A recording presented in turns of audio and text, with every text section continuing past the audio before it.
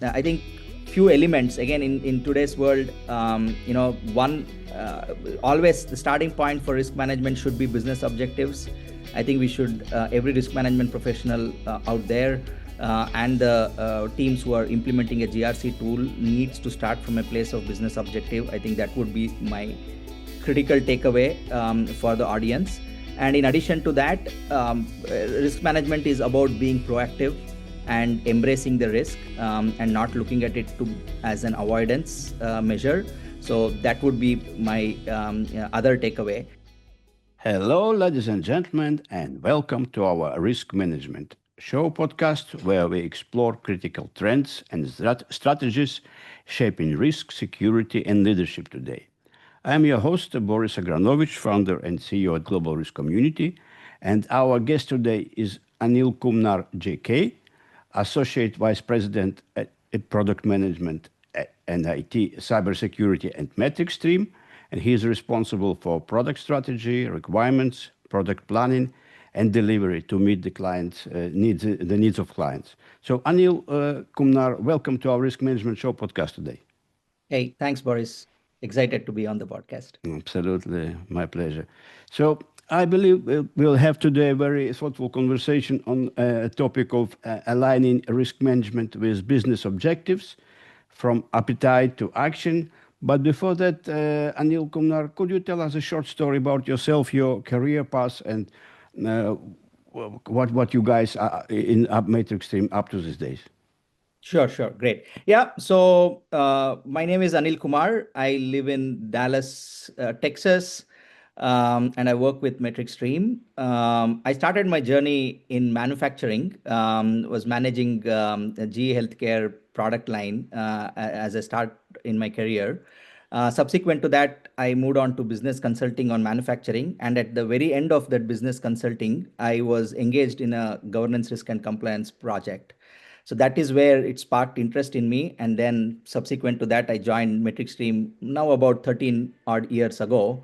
And have played several roles here at MetricStream, starting from solution architect, delivery management, and then later on managing the products here at MetricStream. So over the course of my career, I've worked in this space with hundreds of customers, helping them with their audit management, compliance management, risk management, policy and document management, and various areas in governance and risk and compliance.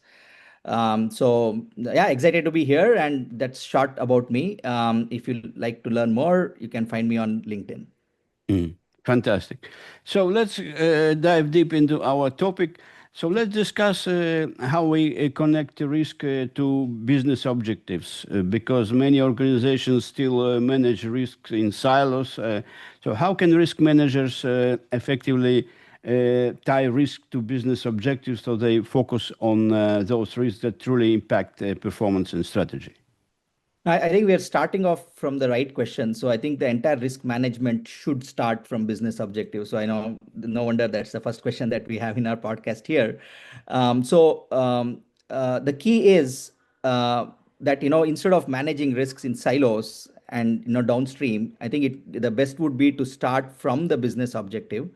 And once the organizations have identified clearly what their business objectives are, then typically they go about initiating strategic initiatives, right? So there will be strategic initiatives in order to meet those business objectives. And then the risks that have to be identified are towards those strategic initiatives. So I'll give some examples probably to help the audience understand. And then it is those risks that have to be managed. So ultimately, you have to manage those risks which affect your business objectives primarily. So to take an example here, let's say if an organization wants to increase their revenue, right? That is the typical business objective that you would see for majority of the organizations to improve the shareholder value, right? So there could be various strategic initiatives that an organization could take. One such example could be expand to newer markets, right? That could be one of the example. The other example could be improve pricing and packaging of their products, right? That could be another strategic initiative. So the risks that you need to identify are towards these strategic initiatives.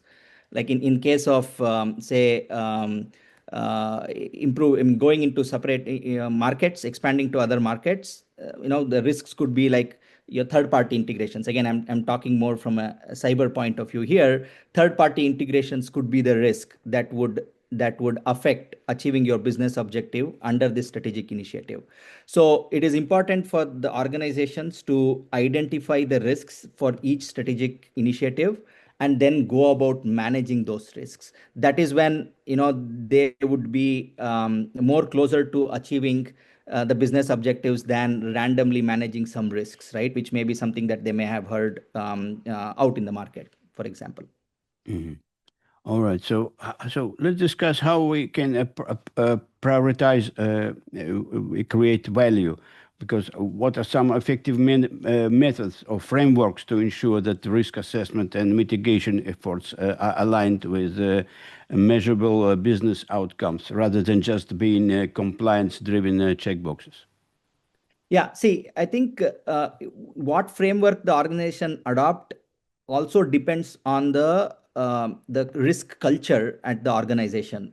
So I think that's a very important factor. I think the more leading organizations have much better risk culture.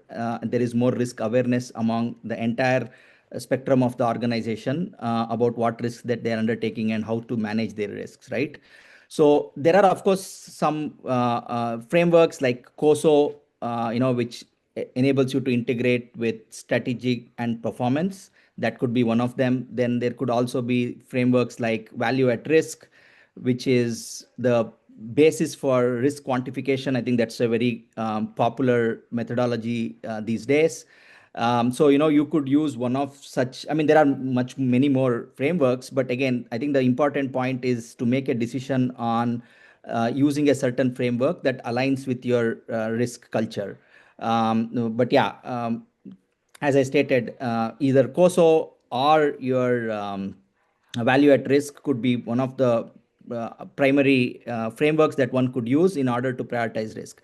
Now, again, the important factor is also that in order to manage your risks, a very key component is to identify the risk indicators, right? As you define the risks to your strategic initiatives, you also capture what are the risk indicators that the organization needs to track, and then those risk indicators are the process in which you would prioritize what risks you want to treat, etc. So yeah, that's how I would have seen organizations which are stronger on the risk management principles manage their risks and prioritize them. Mhm. So I would like to ask you a personal point of view. What is the major misconception in this field of risk management, kind of that you strongly disagree with? Okay, that's an interesting question. Um, I think in general, I would say that risk management is seen as something to avoid. I think that's just the term risk comes across as something that people want to avoid. But it is not so. I think risk, I mean, the organizations thrive on risk. So the organizations which embrace risk are the ones which make significant progress and meet their objectives. So we've seen, like, if risk is seen as avoidance primarily, we've seen that there is just not loss of opportunity, but also we've seen the culture of that organizations in a way that they are not early movers in innovation. You will see a lot of bureaucracy, right? And then compliance and the security teams are looked upon as blockers, right? So I think those are all kind of consequences that you would see in an organization where they see risk primarily as something to avoid than to use that as a strategic or competitive advantage to meet their business objectives. Mhm.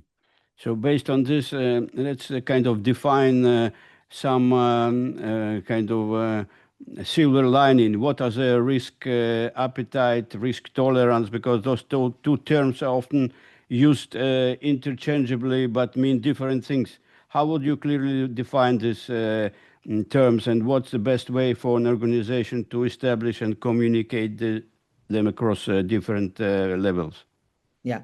Yeah, I think again, in my personal experience, although it is stated the risk appetite and threshold are not very centrally used in many of the risk management programs from my experience, but it is very crucial in terms of being able to communicate to the rest of the organization and to improve the risk awareness, as I stated, from a risk culture point of view.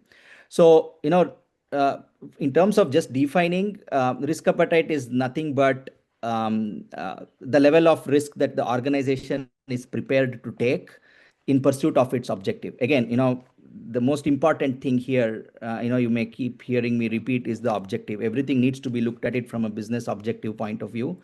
So from that point of view, what an appetite would be is something which the organization is prepared to take, right? Now, appetite statements are typically statements in a way which is giving which a direction that is given from a senior management, right? But it is the tolerance which is more specific, right? Again, I'll probably take some examples here for the benefit of the audience. Uh, Tolerance is something which is like a very acceptable variation to any of your risk metric. Okay, let's take an example here. Risk appetite could be just that we have a very high risk appetite to improve revenue for an organization, right? That is just an appetite statement at an organization level.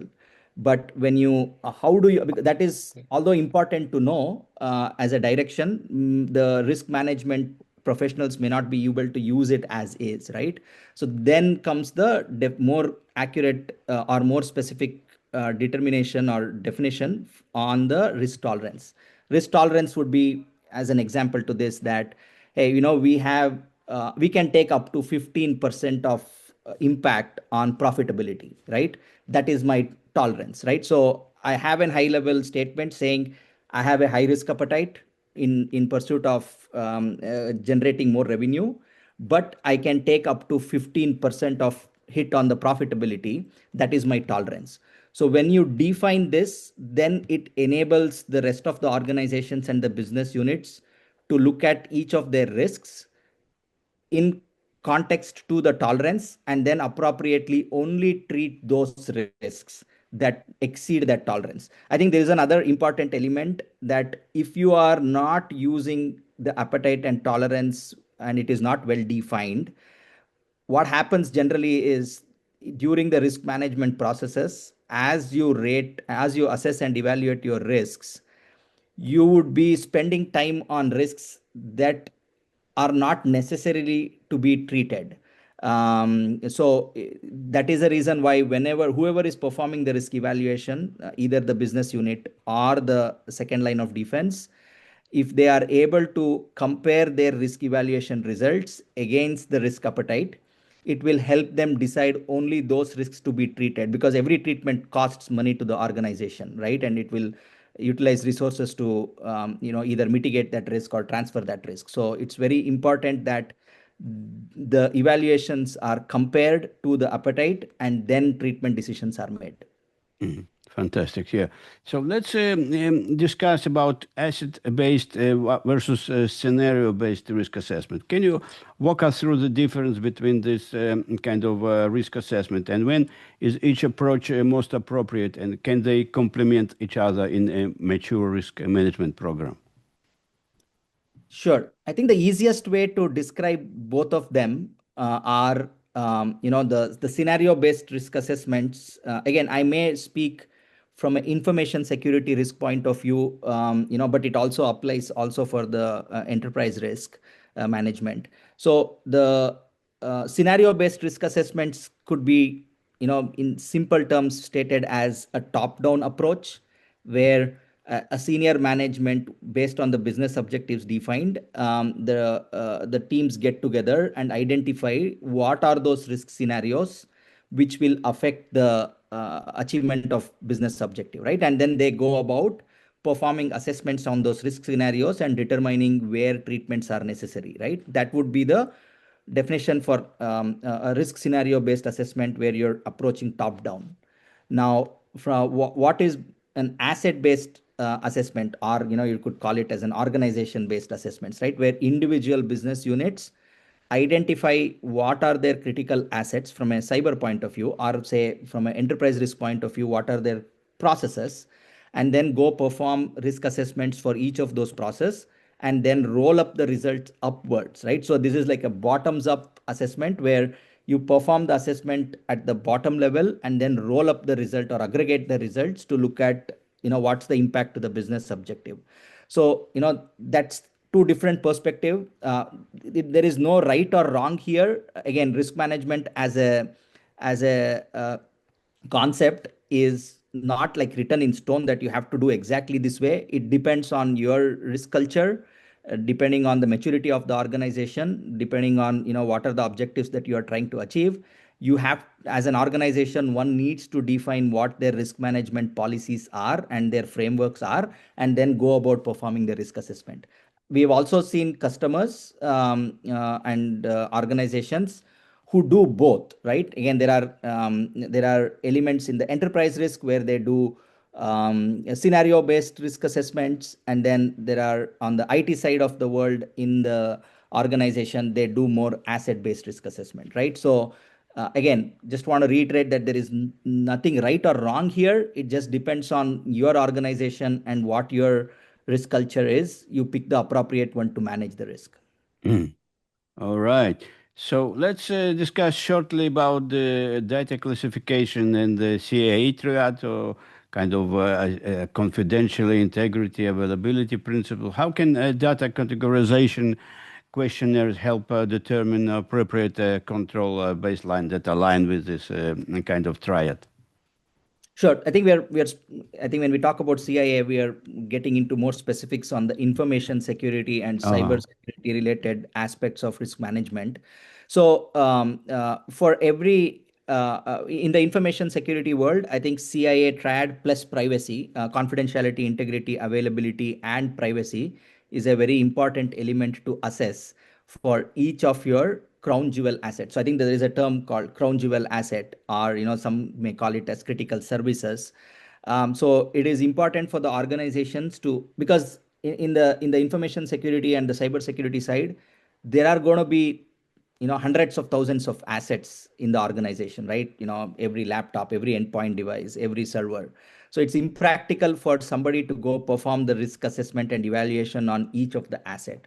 So the typical approach taken in these cases is to identify what are the critical services or crown jewel assets and manage the risks for those assets, right? Again, here the critical crown jewel assets are identified as to the impact that it will have on a business objective, right?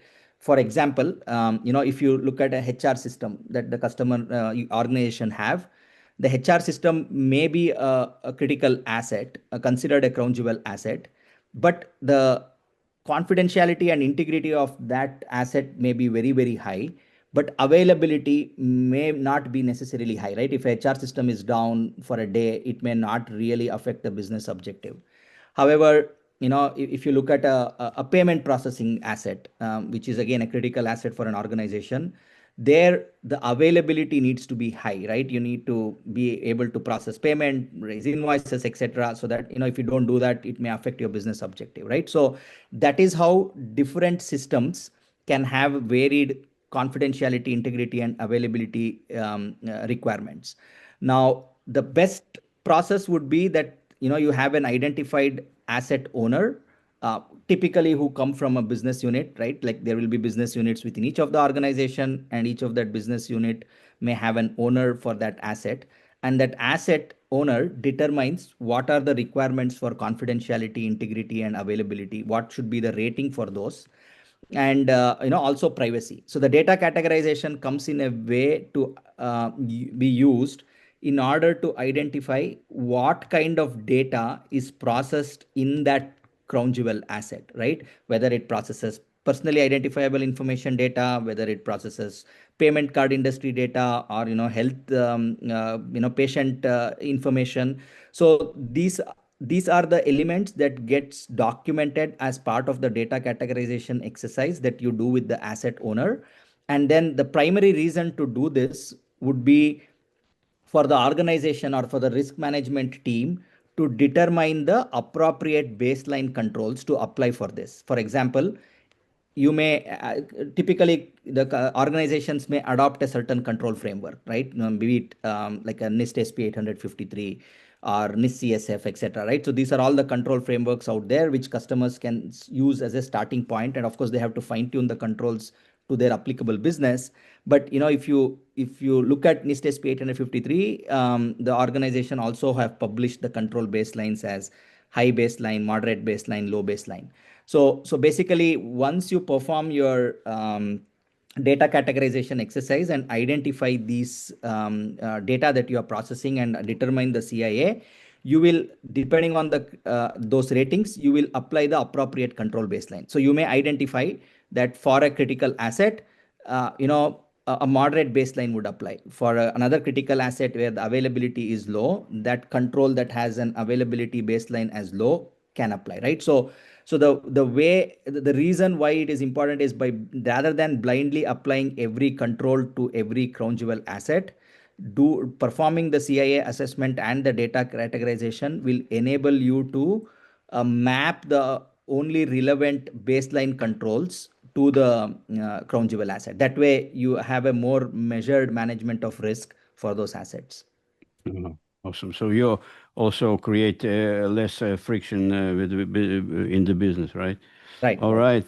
So if we summarize our interview for someone who is listening to this interview and would like to walk away with one or two major takeaways, what would that be? Yeah, I would say, go to metricstream.com. There is a lot of information that I have spoken to is present there. In addition to that, I think few elements, again, in today's world, one, always the starting point for risk management should be business objectives. I think we should, every risk management professional out there and the teams who are implementing a GRC tool needs to start from a place of business objective. I think that would be my critical takeaway for the audience. And in addition to that, risk management is about being proactive and embracing the risk, and not looking at it as an avoidance measure. So that would be my other takeaway. And I think also want to sprinkle in the advent of AI and all the things that are happening on the AI side of things. I think there is a lot, of course, there is a lot more risk with how AI is being used for the organization. But additionally, AI is also helping the risk management professionals in being, and in one, being more accurate in considering the correct key risk indicators that they need to look at, but also expediting the process of their risk assessment and evaluation and monitoring of the risk. So I would want to leave away with those three elements for the audience as key takeaways. All right. Thank you, Anil Kumar. That's all my questions. Perhaps if I forgot to ask you something that you feel is important, please go ahead and raise this question or answer. Otherwise, we are good to go. No, I think we are good. Thanks again, Boris, for taking the time and having me on the show. And thanks for all the questions.